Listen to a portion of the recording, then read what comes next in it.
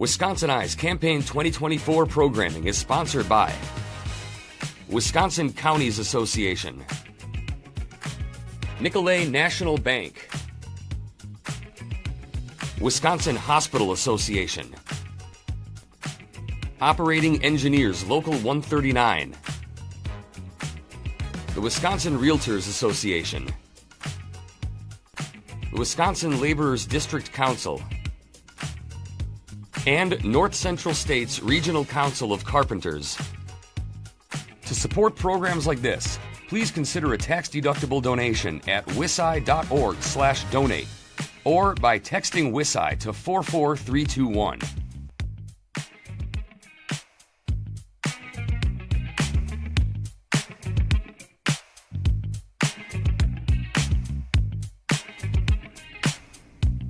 Chris Gordon of Neshkoro is the Democratic candidate for the 39th Assembly District. The election is November 5th. Chris Gordon, welcome to WisconsinEye. Thank you. Thank you for participating in this candidate interview. What is your campaign's key message and why are you running for office? It's all about rural Wisconsin. I have chosen to live in rural Wisconsin because that's where my heart lives. And I have great respect for my neighbors. I have great respect for the rural community, the rural lifestyle, for people who choose to live close to the land and close to the water. And I want to represent the unique needs and the unique concerns of rural Wisconsin. Rural Wisconsin is approximately 95% of Wisconsin's landmass. Approximately a third of Wisconsin citizens live in rural areas. But we're not getting the share of attention, of fanfare, of concern that is needed if we're going to be a vital part of Wisconsin. If rural Wisconsin does well, Wisconsin does well. So if elected, what would be the first bill you would introduce? It's not so much an immediate run to the cupboard and grab the bill. It's the work. We have to restructure the way we finance public education. Communities that do not have a strong tax base, communities that are struggle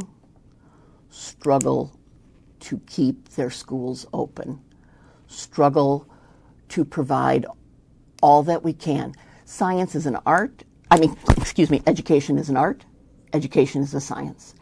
And we can teach the art and science of education. We can embrace the art and science of education. But if we don't have the proper funding in our communities, we can't provide all that is a quality education.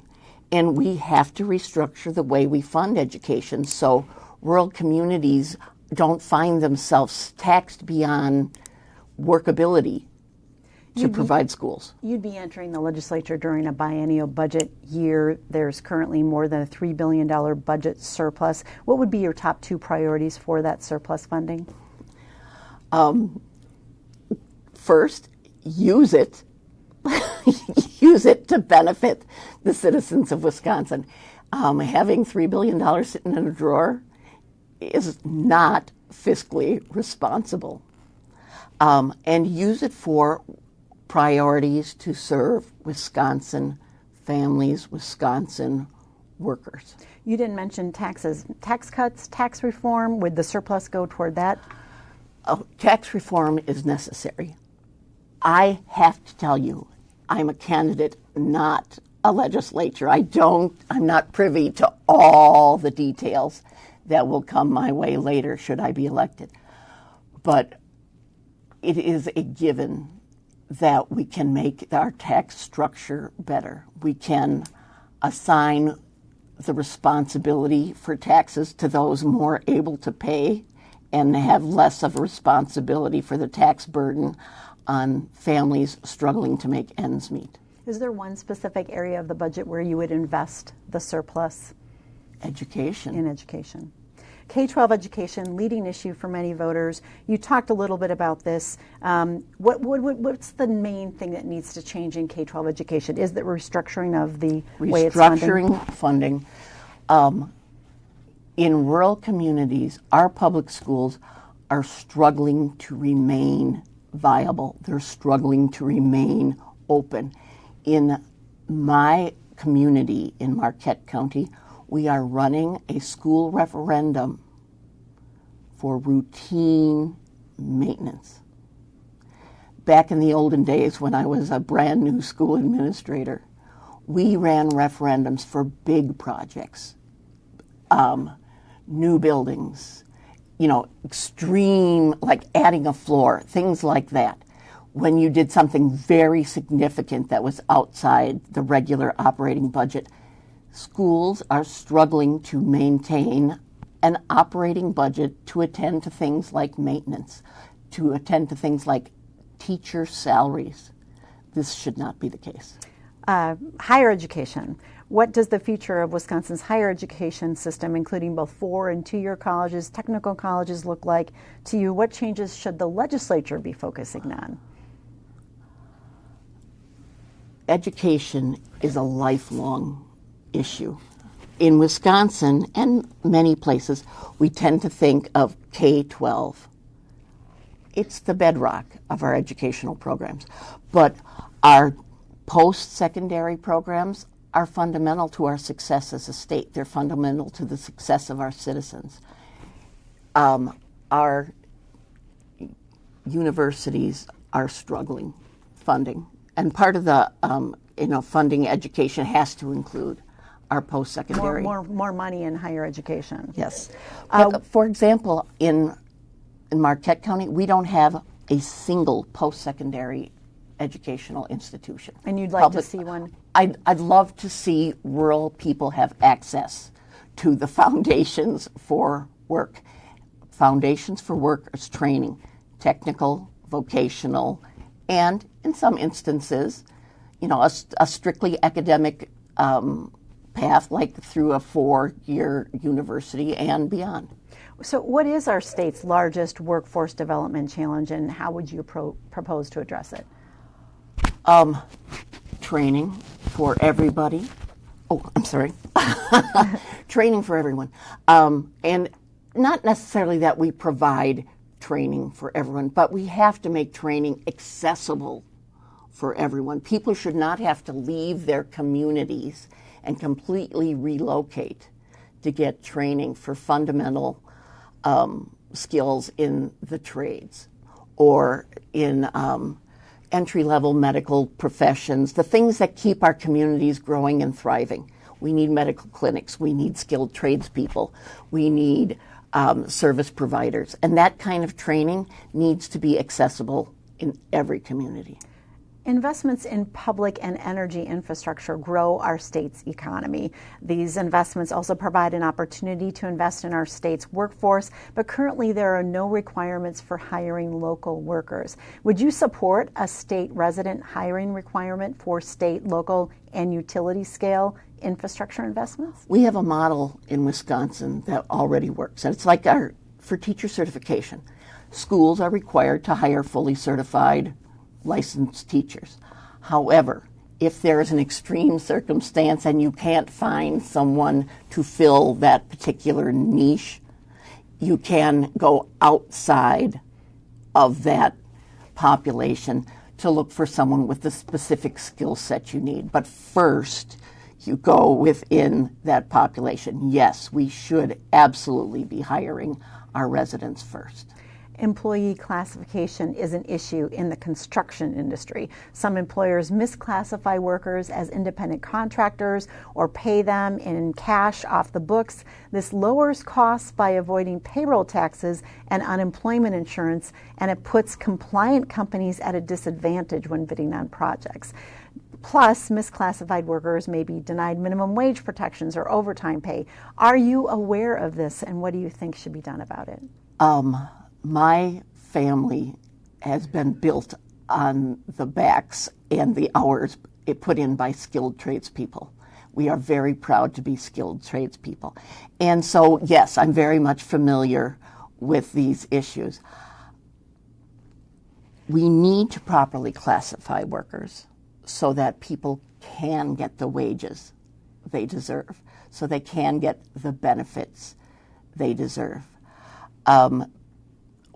Employers who go outside of that system are shortchanging their employees, and they're shortchanging our economy. We have to address this and do things above the board. Affordable rental housing is an issue in Wisconsin. Some have proposed government-imposed rent control to maintain affordability, while others argue keeping rent artificially low will decrease rental supply, resulting in increased prices. What is your sense of housing as an issue, and which best addresses rental housing affordability? Is it rent control or building more rental housing? Both, and rent control has worked successfully in some communities. I think it is worthy of exploration. We need to build more affordable housing. As just driving into Madison today, I look at some of the neighborhoods where there were old industrial buildings, and those have been raised, and beautiful buildings are in their place. I'm not sure that all of these would qualify as low-income housing, but the practice of repurposing land or facilities to serve residentially is well established, and it's certainly something we can do. I also want to put in a shout out for rural communities. We have a significant housing shortage in rural communities. The structures that are there are aging, and not aging well. This is not a beautiful old age for some of these properties. And yet there are very few options for people who are renting in rural areas. And it's better in the residential purchasing market, but the residential rental market is not strong. We need to invest in initiatives to build property for working class people in Wisconsin and the aged. Medical systems facing numerous headwinds in the form of inflation, workforce development, and issues around Medicare and Medicaid reimbursement, resulting in fewer services, even a closure of a hospital system in western Wisconsin. What would you do to preserve access to care and prevent future closures? This is it's a very complicated issue, and it's something that I truly did not study too much at all until I became a candidate. So my learning curve will continue. However, what we have to do is work collaboratively to rethink how we provide services. I am not proposing that for example, I live in Marquette County. We don't have a single hospital in all of Marquette County. We don't have a single full-time clinic facility in all of Marquette County. My neighbors, including my elderly and infirm neighbors, are driving to Stevens Point, Oshkosh, Madison for routine medical care. And this is a significant hardship, especially when people don't have access to transportation, because we don't have public transportation in the rural areas. So this is very serious. But we can look at perhaps new models. Given the time, I would lay out some of the ideas I have for working collaboratively. But if we combine social services, clinic staff, community advocacy, if we combine those tools, we can build models to bring medical care in, or to more easily bring people to the medical care. Plus, we have to consider how we're going to do things so that we don't end up with healthcare deserts all over. mental health care also a growing concern for Wisconsinites and for state and county budgets. In your district, are you hearing about this issue specifically, and how would you address mental health issues? Good mental health is critical to good health. Good community mental health is critical to good community health. We can't talk about general health concerns and exclude mental health.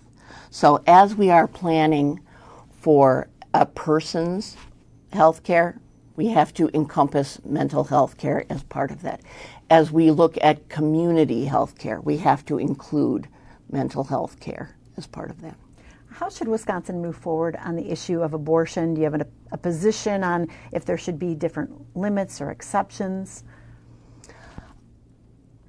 For me, my faith guides my personal decisions about abortion. All of my medical decisions are personal decisions, and they're medical decisions. We have no business legislating personal decisions, the kinds of medical decisions we have to make, and religious decisions. Those are personal, private, medical, and religious decisions, and we don't legislate those. You mentioned transportation in an earlier answer. What are the pressing transportation needs in your district, and how important is it that these are addressed, and how important is it for the state to keep on schedule with the reconstruction of our aging interstates and significant corridors of commerce? Transportation is a daily issue in rural Wisconsin. First of all, we have to maintain our rural roads, and infrastructure money through the Biden administration has been very useful in this regard, and we do see projects going on all over Wisconsin that have stemmed from that infrastructure money. Rural bridges in my neighborhood are being replaced before they fall into the rivers and the lakes they cross. This is a good thing. But we also need access to transportation in rural areas and in communities as well. We need a structure, and it can be government can structure it. The business community can work with government to structure it, but we need to make public transportation more accessible in a wider area. Buses, where buses are too big, vehicle transport, rail, High-speed rail? High-speed rail, and commuter rail. All of these things can be part of the answer. But we also have to make sure that when we are expanding our aging interstate system, that we're doing so in an environmentally sustainable way, because this is going to have a huge impact now and into the future. Speaking of the environment, PFAS and water contaminants are a concern for a growing number of Wisconsinites. Do you see this as an important issue, and how do you propose to address it? Clean water is a critical issue for all of Wisconsin. Yes, some communities are more significantly impacted by PFAS right now than others.